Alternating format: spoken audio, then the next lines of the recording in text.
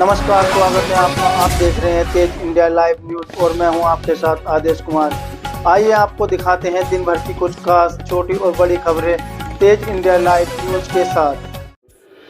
आपको बता दें खबर जनपद बिजनौर से, जहां बिजनौर में सांसद चंद्रशेखर आजाद का नगीना दौरा। नगीना में निर्माण अधीन अंडरपास का किया निरीक्षण। सरकारी अस्पताल, विद्युत विभाग कार्यालय का भी निरीक्षण किया। बता दें अंडरपास पर भड़के सांसद चंद्रशेखर आजाद। 1 साल से अधूरा पड़ा है निर्माणाधीन अंडरपास। नगीना सरकारी अस्पताल की बदहाली, गंदे शौचालय देखकर भड़के सांसद। विद्युत विभाग में बड़ा खुलासा, रजिस्टर में फर्जी हाजिरी पाई गई। सांसद मरीज से बात कर सुनी उनकी समस्याएं। चंद्रशेखर आजाद नगीना से हैं सांसद और आजाद समाज पार्टी के हैं राष्ट्रीय अध्यक्ष। बिजनौर के नगीना थाना क्षेत्र का मामला। बिजनौर के नगीना से संवाददाता गुड्डू भारती की देखिए खास रिपोर्ट।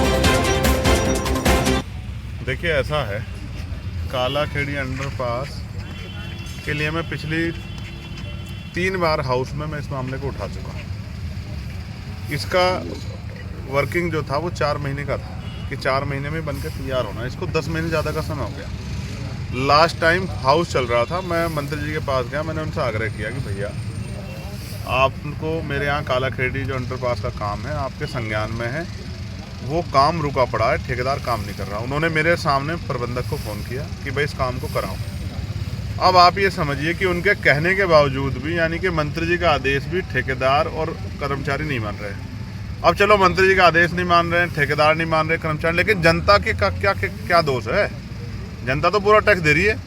तो नगीना शहर की जनता की जो परेशानी उठानी पड़ रही है, मैं आपको इस बार विश्वास दिला रहा हूँ। मैंने ऑफिस में फ़ोन करके भी कहा, आरएम को भी फ़ोन करके कहा, भाई मैं इस बार गद्दा लेके जाऊँगा और मंत्री जी के दफ्तर के बाहर धरने बैठूँगा। मैंने पिछली बार भी कहा तो उन्होंने कहा जरूरत नहीं पड़ेगी, मैं आज ही कह रहा हूँ। लेकिन अब हालत ये आ गई है कि नगीना के लोगों के सम्मान के लिए और उनकी परेशानी ख़त्म करने के लिए मंत्री जी के इस बार हाउस चलेगा, बजट चलेगा, मैं वहीं धरना देकर बैठूंगा। जब तक हमारा काम नहीं शुरू होगा तब तक मैं चैन से नहीं बैठूंगा। ये जिम्मेदारी है हमारी। लोगों ने मैं वोट दिया है, मैं आज जो कुछ हुई इन्हीं लोगों ने बना के भेजा है। मेरे समाज ने, यहाँ के गरीब तबके ने, कमज़ोर अकवंचित समाज ने, मुस्लिम समाज ने, किसानों ने मुझे वोट दे के भेजा। मेरी जिम्मेदारी है कि मैं इनके लिए लड़ूँ।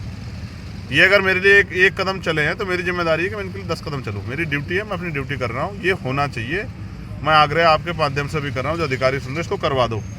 अगर ये ठेकेदार और ये अधिकारी अपने आप को मालिक समझेंगे तो जनता के हितों के लिए मुझे इनके दफ्तर में ताला लगाने पड़ेंगे। अब इसके अलावा कोई रास्ता नहीं मेरे। जिस प्रकार से आप यहाँ प्रयास किया, आज आपने आके निरीक्षण भी किया, उसके बाद भी लगभग कितना समय लग सकता है इस कार्य के अंदर? अगर मेरे हाथ में होता तो मैं इसमें आज ही करवा देता, जिन लगा देता इसमें। भैया सवाल यह है कि 3 साल पहले रेल आपको बता दें बड़ी खबर जनपद बिजनौर से, जहां हलवाई की दुकान में फटा गैस सिलेंडर। वहीं गैस सिलेंडर फटने से हुआ ब्लास्ट, दुकान के उड़े पड़खच्चे। बता दें आपको पास में ही जनसेवा केंद्र की दुकान में भी हुआ काफी नुकसान। सिलेंडर फटने से क्षेत्र में फैली सनसनी। बता दें आपको बड़ी खबर बिजनौर से, जहां हलवाई की दुकान में गैस सिलेंडर फटा है, जिसके फटने से ब्लास्ट हुआ और दुकान के पड़खच्चे उड़ गए। वहीं पास में ही जनसेवा केंद्र की दुकान में भी भारी नुकसान बताया जा रहा है। सिलेंडर फटने से क्षेत्र में सनसनी फैल गई। हालांकि सिलेंडर रात्रि के समय फटने से कोई जनहानि नहीं हुई है। थाना कोतवाली देहात क्षेत्र के ककराला क्षेत्र का पूरा मामला। बिजनौर से संवाददाता गुड्डू भारती की देखिए खास रिपोर्ट। आपको बता दें खबर जनपद बिजनौर के धामपुर से, जहां धामपुर में बेखौफ चोरों ने बंद मकान के ताले तोड़कर लाखों रुपए के सोने चांदी के आभूषण सहित 50,000 रुपए की नकदी चोरी कर ली। वहीं गृह स्वामी 1 दिन पहले अपने मकान में ताला लगाकर बच्चों के साथ ससुराल में साले की शादी समारोह में शामिल होने सहारनपुर चले गए थे। शाम को मोहल्ले वासियों ने उन्हें मोबाइल पर सूचना दी। पीड़ित ने घटना की तहरीर पुलिस को दी है। बता दें आपको मोहल्ला नई सराय निवासी कमाल अहमद पुत्र गुलजार अहमद ने बताया कि मैं मंगलवार को दोपहर 1 बजे अपने मकान में ताले लगाकर सहारनपुर अपने ससुराल शादी में चले गए थे। वहीं गुरुवार की शाम को लगभग 7 बजे गेट खोला तो देखा कि मोहल्ले वासियों ने उनके चचेरे भाई मोहम्मद रिजवान को बताया। रिजवान ने उन्हें मोबाइल पर खुला पड़ा होने की सूचना दी, जिस पर कमाल अहमद आनंद फानन में सीधे अपने घर धामपुर आए तो ताले टूटे देख उनके होश उड़ गए। घटना की सूचना पुलिस को दे दी गई है। वहीं सूचना पाकर पुलिस मौके पर पहुंची और चोरों का पता लगाने के लिए पुलिस ने आसपास में लगे सीसीटीवी कैमरों की फुटेज खंगाली। पीड़ित कमाल अहमद ने बताया कि उनके बड़े इकबाल अहमद व मोहम्मद आरिफ और सऊदी अरब में रहते हैं। चारों ने उनके दोनों भाइयों सहित उनके कमरे के ताले तोड़कर चोरी की घटना को अंजाम दिया। चोर घर में रखी सेफ अलमारी के ताले तोड़कर करीब 20 तोला सोना और 2 किलो चांदी, जेवरात, 50,000 रुपए की नकदी लेकर फरार हो गए। धामपुर से संवाददाता राकेश कुमार की देखिए खास रिपोर्ट। आपको बता दें खबर जनपद हापुड़ के गढ़मुक्तेश्वर से, जहां गढ़मुक्तेश्वर के थाना बहादुरगढ़ के पलवाड़ा गांव में एक ऐसा मामला देखने को मिला है जिसको लेकर पीड़ित की नहीं हो पा रही कहीं भी सुनवाई। जिससे पहले मुख्यमंत्री पोर्टल पर भी पीड़ित दे चुका है प्रार्थना पत्र, जिसको लेकर अभी तक कोई सुनवाई नहीं हो पाई है। जिसको लेकर पीड़ित गढ़मुक्तेश्वर शनिवार समाधान दिवस में जिलाधिकारी के पास पहुंचा और उसके बाद कप्तान के पास अपनी फरियाद लेकर पहुंचा। आखिर ऐसा क्यों हो रहा है कि शासन प्रशासन जनता की बात सुनने के लिए तैयार नहीं है। ऐसा ही मामला ग्राम पलवाड़ा परगड़ापुर तहसीलगढ़ जिला हापुड़ के मुकेश कुमार पुत्र वेद प्रकाश का है, जिनकी जमीन पलवाड़ा परगड़ापुर तहसीलगढ़ खसरा संख्या 710 में है, जिसमें 1/2 भाग के मालिक हैं, दूसरा 1/2 भाग के शहीद पुत्र इजहार में रविंद्र कुमार नंदकिशोर मालिक हैं। ग्राम बदरखा गढ़मुक्तेश्वर के रहने वाले हैं। उक्त विपक्षी अपनी एकड़ी व मुठभर के बल पर प्रताप को भूमि पर अवैध कब्जा करके निर्माण कार्य कर रहे हैं। प्रति द्वारा मना करने पर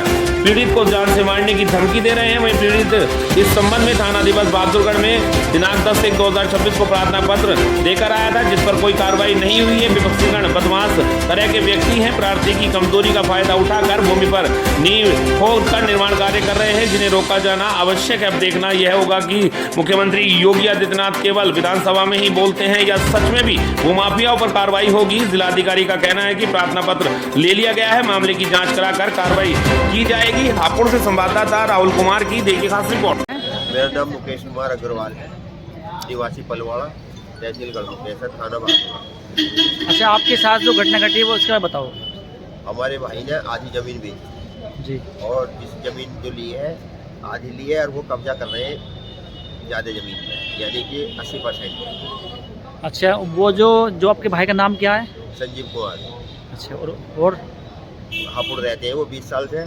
मैंने इसमें ज़मीन में पेड़ पाले जी और लगाए, उसने खाली ज़मीन का बैनामा करा है। इन्होंने खाली ज़मीन ली है और ये पेड़ काट रहे रात दिन, बिना परमिशन के पेड़ काटते हैं, मानते नहीं। और मेरी ज़मीन पर कब्जा कर रखा, वो दिलाया जाए। जितनी ज़मीन उनकी है वो ले लें, बाकी मुझे दें, यानी कि 1/2 उनके 1/2 मैं इतना ही कहना चाहूँगा कि मुझे जो है मेरी ज़मीन वापस दिलाई जाए।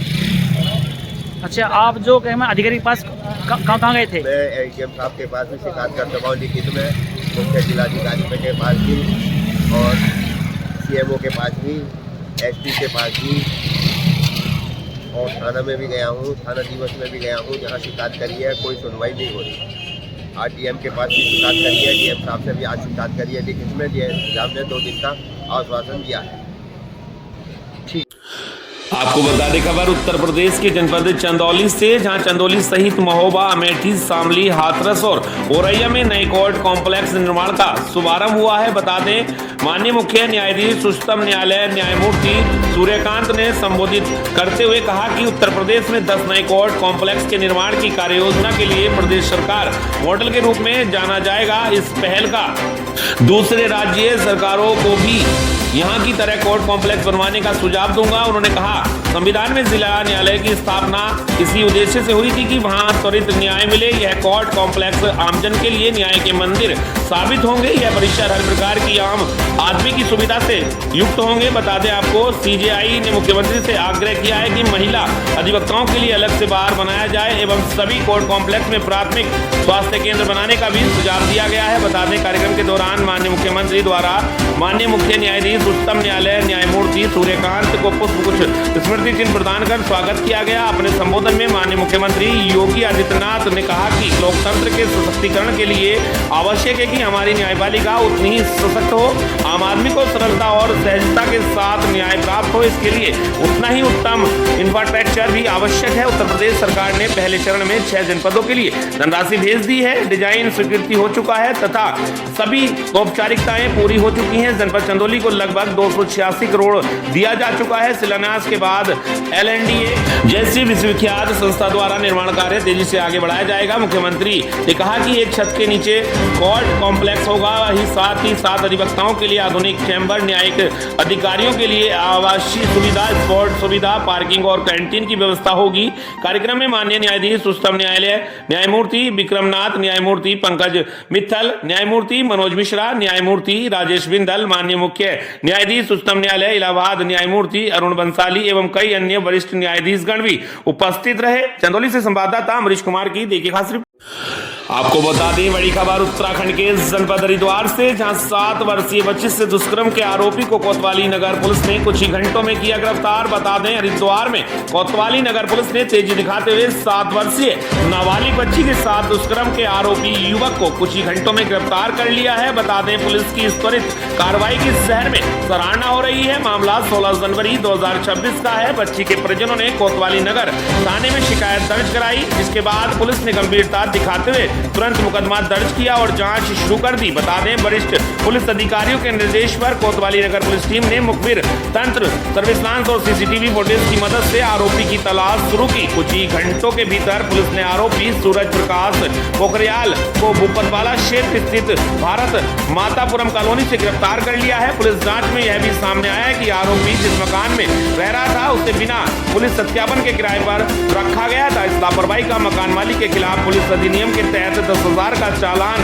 किया गया है। फिलहाल आरोपी को न्यायालय में पेश करने की प्रक्रिया चल रही है और मामले की जांच जारी है। पुलिस का कहना है कि बच्चों से जुड़े अपराधों में किसी भी तरह की लापरवाही बर्दाश्त नहीं की जाएगी।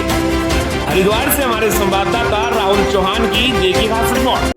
आपको बता दें खबर छत्तीसगढ़ के जिला मुंगेली से, जहां कलेक्टर ने ली प्रभारी एवं संबंधित अधिकारी कर्मचारियों की बैठक। बता दें मुंगेली जिले में धान खरीदी व्यवस्था को पारदर्शी, सुचारू एवं शासन के दिशा निर्देशों के अनुपालन संचालित करने के उद्देश्य से जिला कलेक्टर कुंदन कुमार ने कलेक्टोरेट स्थित जनदर्शन सभाकक्ष में धान खरीदी से जुड़े अधिकारियों की विस्तृत समीक्षा बैठक ली है। बता दें बैठक में धान खरीदी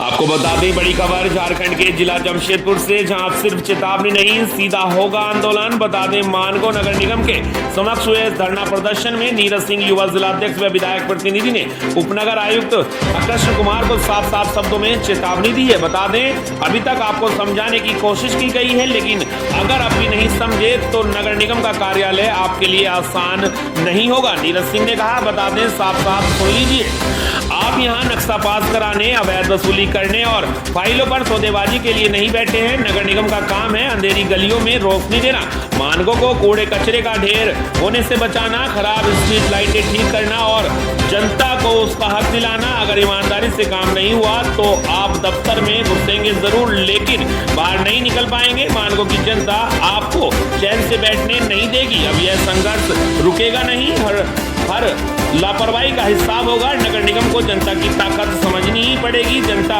बनाम लापरवाह सिस्टम, यह लड़ाई अब सड़कों पर होगी। नीरज कुमार ने साफ साफ शब्दों में नगर निगम के आयुक्त को चेताया है।